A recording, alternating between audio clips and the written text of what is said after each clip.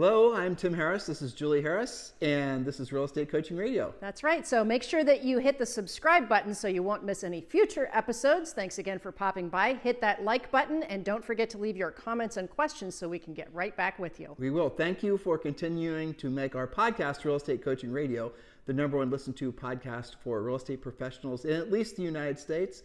And let us know what you think about this video. Leave your comments below. Thank you. Welcome to Real Estate Coaching Radio, starring award-winning real estate coaches and #1 international best-selling authors, Tim and Julie Harris. This is the #1 daily radio show for realtors looking for a no BS, authentic, real-time coaching experience.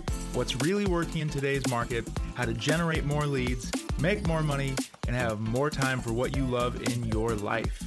And now your hosts, Tim and Julie Harris. Welcome back. Today is part 2 of O Shift, home prices and sale prices dropping fast. By the way, how many of you think we said a bad word? We did not say a bad word. That was not a bad word. It was O Shift, not what you're thinking. Exactly. We can read your minds even across the miles. Oh my gosh, people. Come on, clean it up a little bit, would you, people? Seriously. So if you did not listen to part 1, part 1 was obviously yesterday. You can catch that. And all of our thousands, and yes, we mean thousands of past podcasts and YouTube videos are available for your consumption. We get a lot of messages from you guys that discover us, many of you for the first time, and you end up binging on our past podcasts and our past YouTube videos. Remember, this YouTube video, if you're watching us on YouTube, it is based on our podcast. So the podcast, of course, is available at iTunes, Stitcher, Spotify, everywhere your normal podcast services are available. And thanks to all of you, it might be hundreds of you at this point who have left us a 5-star review over on iTunes for our podcast. We certainly appreciate it, and we certainly appreciate your continued support. Guys, we say this all the time, and I hope you understand that we absolutely mean it. It is our pleasure and our honor and truly our professional life's purpose to be of service to all of you, real estate professionals. We've been there. We've done that. We've been in your shoes. We know what it's like to go through a transitioning market from a real estate agent's perspective, because Julie and I sold real estate for 10 years, between 100 and 200 homes per year, but also from a coach's perspective. So if you're looking for direction in your life and your real estate business, I'm sure you'll discover what many others have discovered as well, that this is the right place to be. So do give us great feedback on our YouTube channel if you have any questions or comments. And we're always looking for great inspirational ideas for future podcasts and future YouTube videos. So we are anxiously awaiting whatever you have to suggest, and we will certainly take all ideas seriously. So Julie, let's pick up where we left off yesterday. At point number 4, so let's pick up with point number 5. And this is perhaps, I think, well, actually, your next 3 points are all kick ass. So I was about to say this is my favorite point, but I like all 3 of the next points. Go ahead. All right. So again, we're talking about new real estate agent skills for the new real estate market. As you know, we're going through a shift here. Point number 5, sellers will be more particular who they list with. Expect to compete for the listing, even when it's a repeat or referral client or somebody in your close center of influence. Don't lose listings by being sloppy or assumptive. And I have to say, Tim, and I think you'll agree from a coaching perspective, most of the time when agents lose out of being assumptive or sloppy, it usually is somebody in their past client list or their center of influence, somebody that they kind of thought was a slam dunk.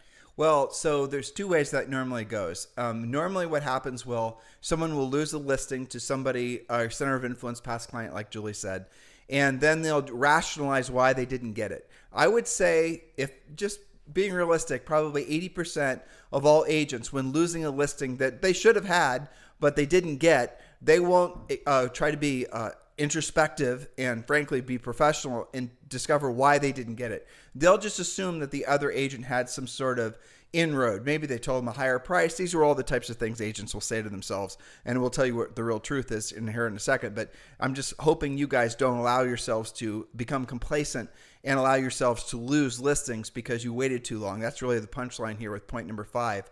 But really, we'll see agents, once they lose listings to centers of influence and past clients or to other agents, they'll then rationalize why they didn't get it. Well, that other agent must have had some sort of inroad. They must have been their brother or sister-in-law. Mm-hmm. They must have told them a higher price, lower commission. They didn't actually stop to ask themselves what it is that the other agent actually did to earn the trust of that seller. And that's where, again, to point number 5, that's where a lot of agents will fail in a market like this. Opposed to them taking a breath and actually saying, well, I lost this business. Why did I lose this business? They're going to rationalize why they lost it, and then they're going to continue losing. Because the reason you lost it isn't because the other agent told them a higher price, isn't because the other agent told them a lower commission, or any of the other things that you might use to rationalize your failure. What the reason, and you have to accept it, is a failure. Learn from the failure. And what you should be learning is that other agent had something, or a combination of things, that seller put more value on. And really, the other agent beat you in a competitive environment where you did have an inroad. Somebody else was able to get that business away from you. So you need to get better. You need to improve. And the way you do it is not going over to Instagram and making a bunch of new posts, or TikTok and making a bunch of new videos. The way you improve it is you learn how to essentially be of service to folks in this market because of this market. And then you actually proactively reach out to those prospective sellers primarily, and buyers as well, and let them know how you can help them.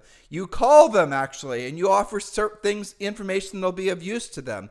In our Premier Coaching Program, we have a 12-month Center of Influence past client system that's predicated primarily on proactive contacting. That's as in calling. You can supplement with passive things like mailers and tchotchkes and social and videos and all the rest of it. But in a market like this, where a lot of people, and you included, listeners, are feeling a lot of anxiety, the best, most powerful thing you can do is the opposite of what all your competitors are doing. All your competitors are doing the passive stuff. What you need to do is do the proactive stuff and pick up the phone. Now, 12 months from now, maybe 24 months from now, if I'm being realistic, you're going to see that the most successful agents in the country have had the lights go on and realize that they are going to only be successful because they themselves went the opposite direction. When everyone else is doing passive stuff, you need to do the proactive stuff. Right now, if you want to have an unfair advantage in your marketplace, do the proactive stuff now. And it's simple, guys.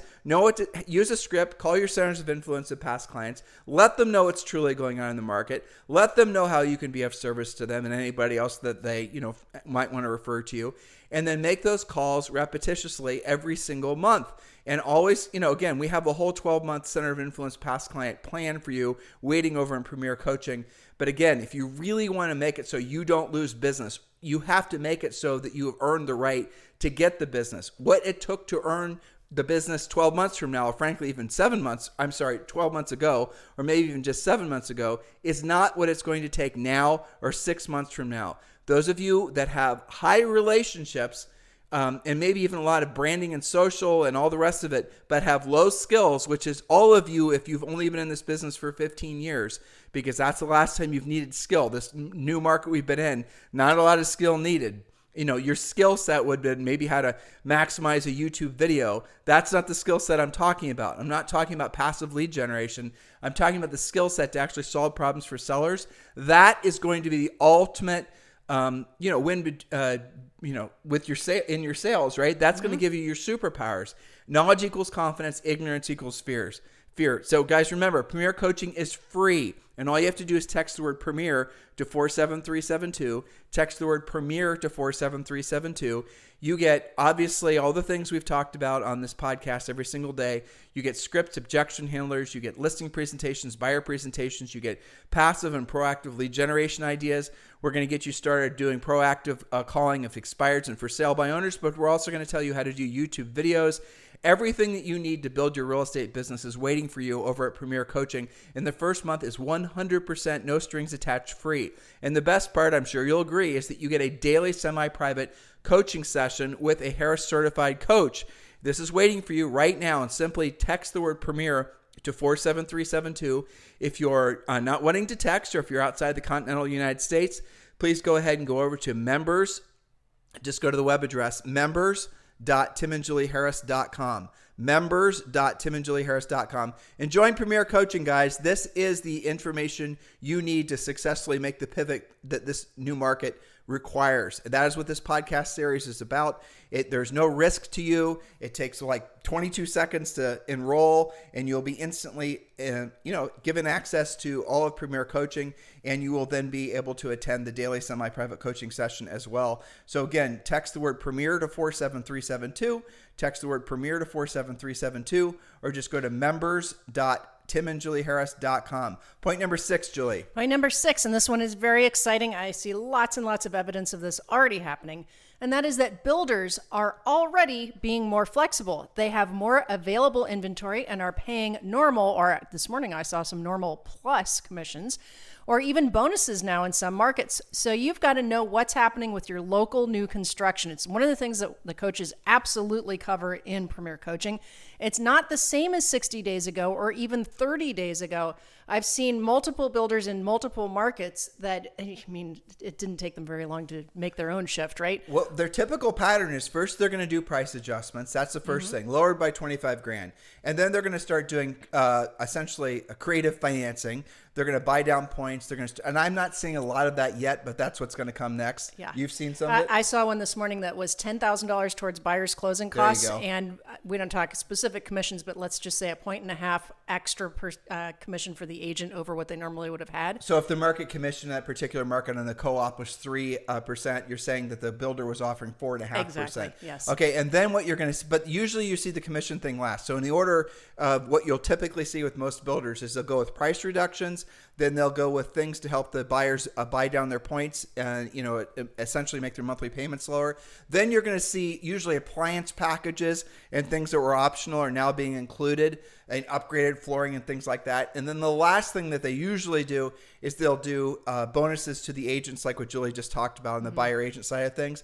Now, I'll tell you what's after that is they start doing all of it. And that's the direction we're going. And then add like landscaping packages Exactly. and a pool included and all this. One of our coaching clients, Luann Eichhorn in Texas, just posted a beautiful home, which was new construction. And I believe her deal was $10,000 or $12,000 towards buyer's closing costs. So, you're going to see more creativity. And now it's interesting to note that one of the reasons the builders lead with the creativity is that they are worrying about their actual construction loans, right? So what builders will be told, let's say it's going to be a neighborhood of 100 homes in 4 phases. Well, they're not going to get their next loan from the bank on phase 2 until they've sold usually 80% of phase 1.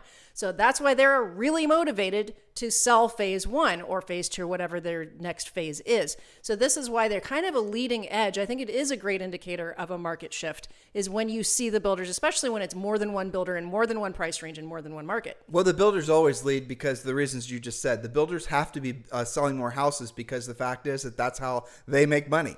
Yeah. Right. And so builders have to be building all the time. They don't stop building until, frankly, they have to stop building because they can't get money anymore. But ultimately, here's how this relates to resale. New construction, and pretty much always, I'll put always in quotes, but always will kick the ass of resale.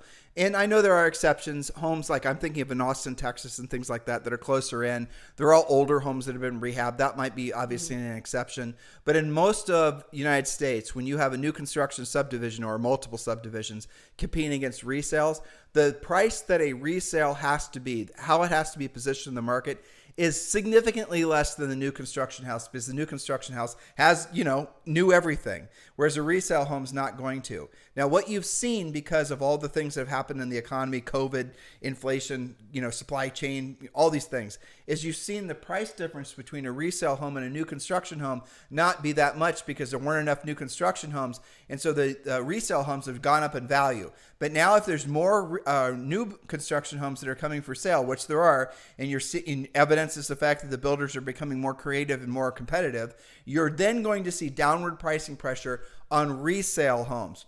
That price spread will again start being in most marketplaces again, and things will start to gradually move back towards normal. But you got to be paying attention to what the builders are doing. They are the literal canary in the coal mine for what future pricing is going to be like. That's always been true and always will be true. Hopefully that makes sense. One of your homework assignments should absolutely be to become an absolute expert on all new construction in your particular marketplace. One of the cheat codes for that is going to be going to your local BIA, Builders International Association, I think. I have no idea what it stands for, but it's BIA. It's the International Building Association. It's their NAR, basically. And then just Google it, find out the local chapter, and then you can actually get usually a directory of all the small builders, all the medium sized, and obviously the big ones that are working in your community. Don't just assume that the big builders are going to be the ones that you should focus on. Julie and I, when we sold real estate, we did incredibly well with what I would say were mostly smaller builders. Absolutely. So by smaller, we mean anywhere from building like 3 to 15 houses a year, somewhere like that. And a lot of times they're pretty nice price ranges. Sometimes it can be tear down and infill, but most of the time it's, they're one builder out of many in a new or, getting finished subdivision.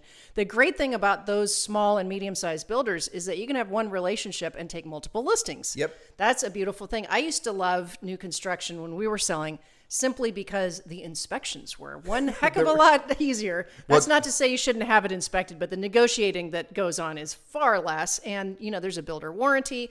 All the appliances are under warranty. All of that kind of stuff is good. It just makes your life a lot easier. And most new construction in the United States, by most, I mean like 99% in the United States, is going to be considered more upper end because that's the only place the builders can make any kind of margin. So, and I'm thinking of our EXP group in Iowa, right? Oh, and yeah. They list, I think they told me Heath Moulton and his sister, I forget how much they actually, it was something like 300 or 400 new construction homes last year, and all they do is new construction. Yeah. And of course, by having new construction listings, and they get the resale listings because the price point was such that basically everyone had a house to sell. So guys, one thing feeds another, but this is a different podcast topic. We've talked about how to generate listing leads, go and listen to YouTube or obviously our podcast. And I think we did a podcast maybe 2 weeks ago about 20 sources of hidden inventory for sale. So go and listen to that. All right. Point number 7, Mrs. Harris. Yes. Point number 7, weaker agents will drop out of the market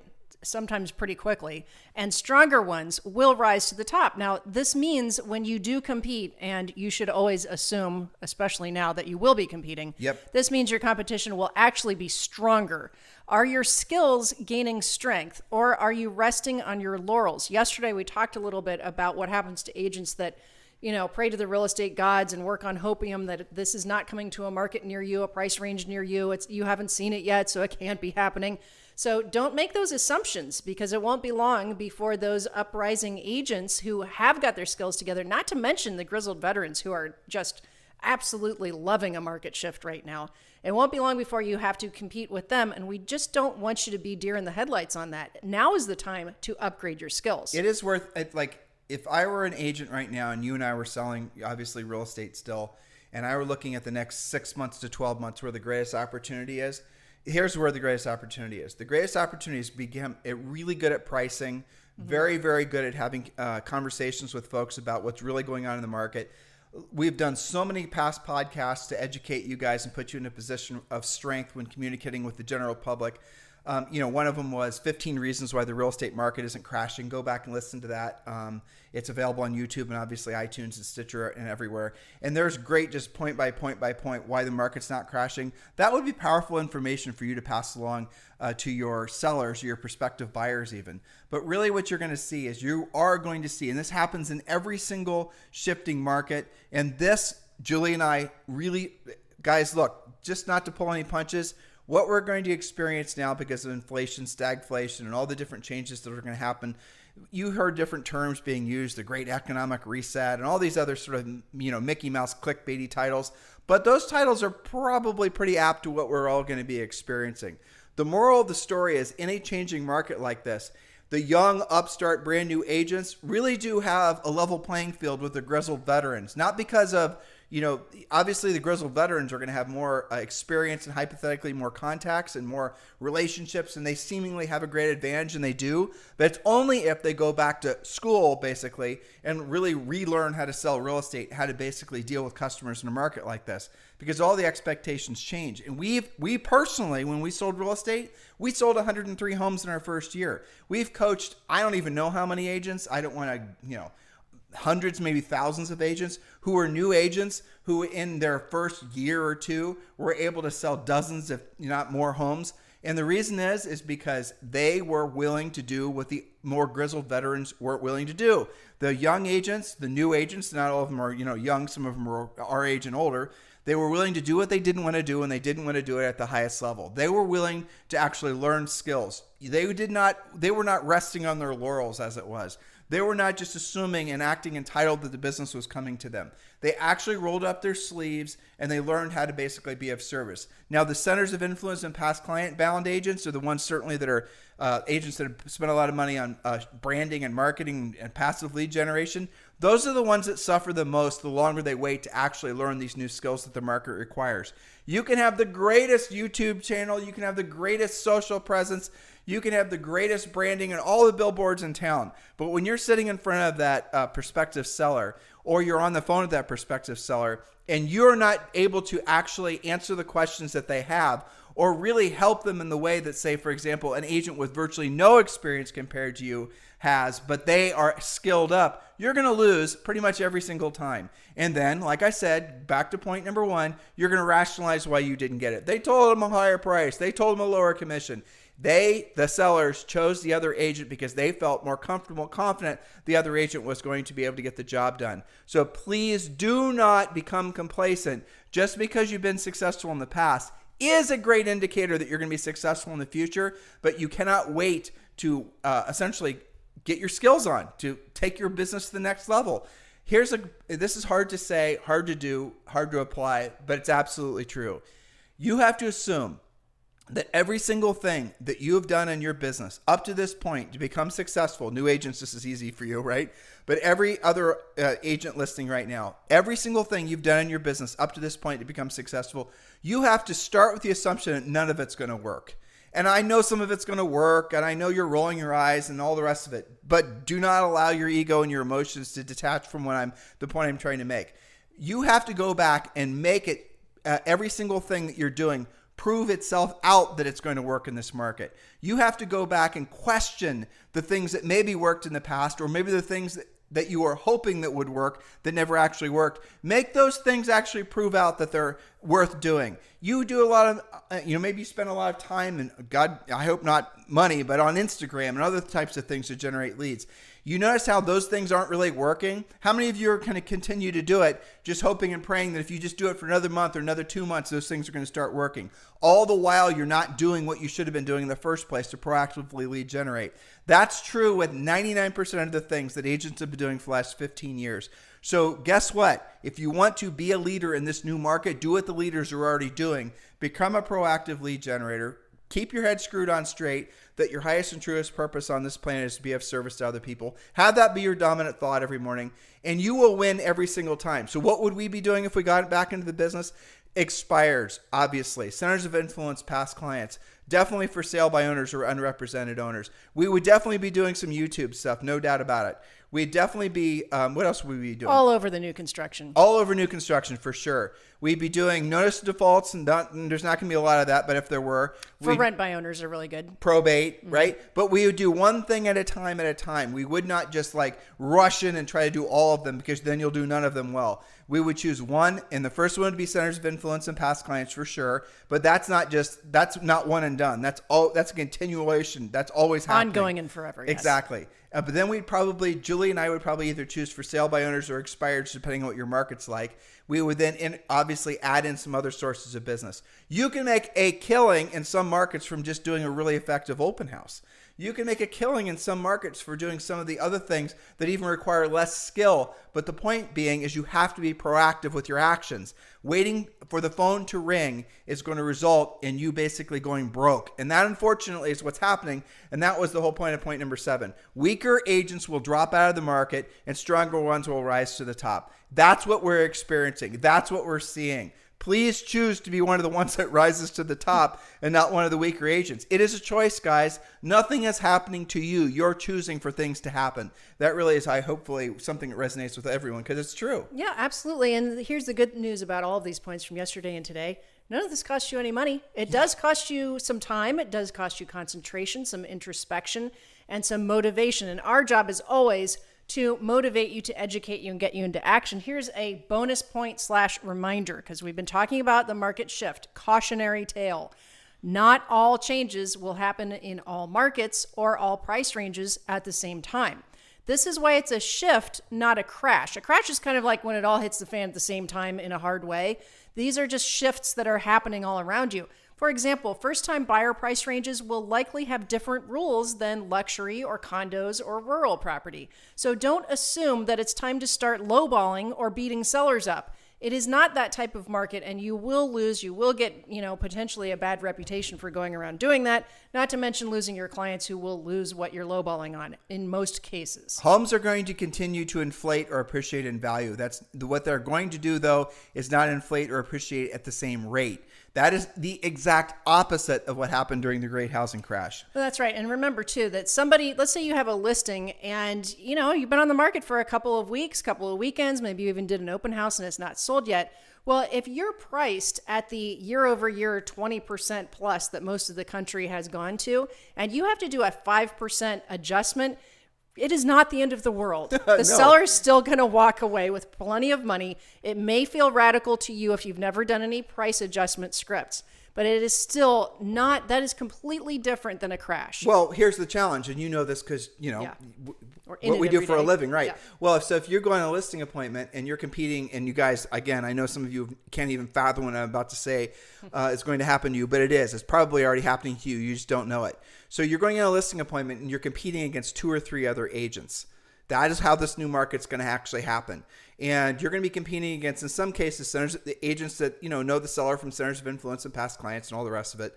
But you are, having to deal with these other agents that are overpricing the listing. In other words, they're pricing the listing to the market that will never come. Aspirational pricing, but the bottom line is they're overpricing it. They're not correctly pricing it. You walk into that seller's house and you've got the best prepared CMA, and we show you how to do that in Premier Coaching. You've got the best explanation of what's actually happening in the market. You can explain the absorption. You can explain all the things that we teach you to, essentially articulate at a high level in Premier Coaching.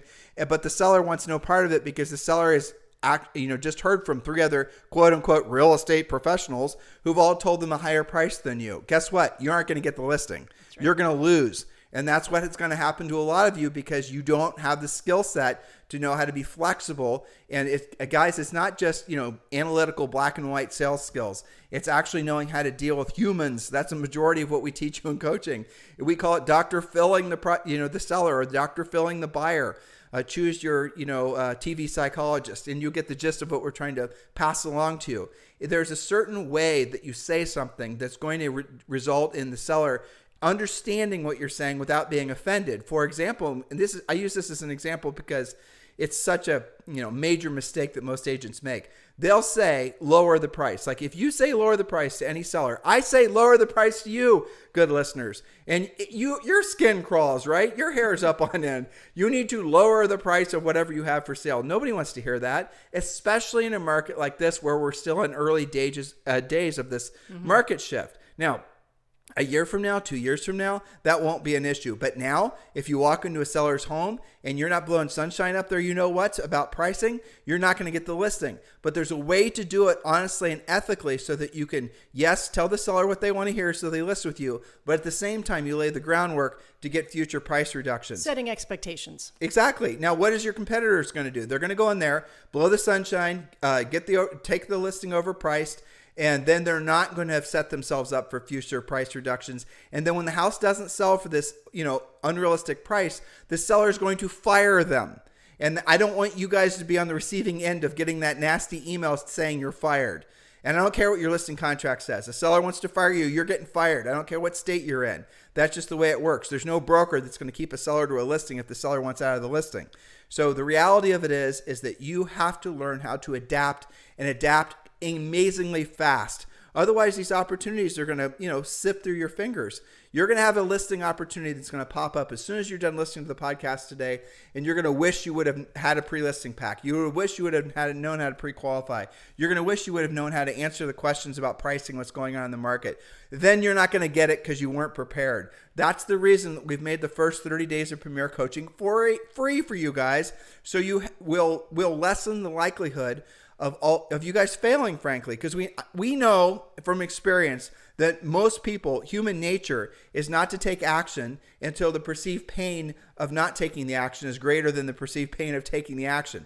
In other words, you're going to wait until you fail. That is incredibly dumb, and it's too costly. And why would you choose that? Learn the skills necessary to win in this market, actually before you maybe even need the skills. So text the word Premier to 47372. Text the word Premier to 47372, or just go to members.timandjulieharris.com. Members.timandjulieharris.com. Guys, thank you for continuing to make this the number one listened to daily podcast, and hopefully soon YouTube channel for real estate professionals. It is our life's work, our mission, our professional mission in life, to be of service to all of you guys. Thank you for allowing us to do so. We sincerely appreciate you. And by the way, those of you who are thinking about switching brokerages and you're taking a hard look at eXp Realty, of course, Julie and I are with eXp Realty. You should be too. We would love the opportunity to earn the right to be your eXp Realty sponsor. Feel free to text me directly at 512-758-0206.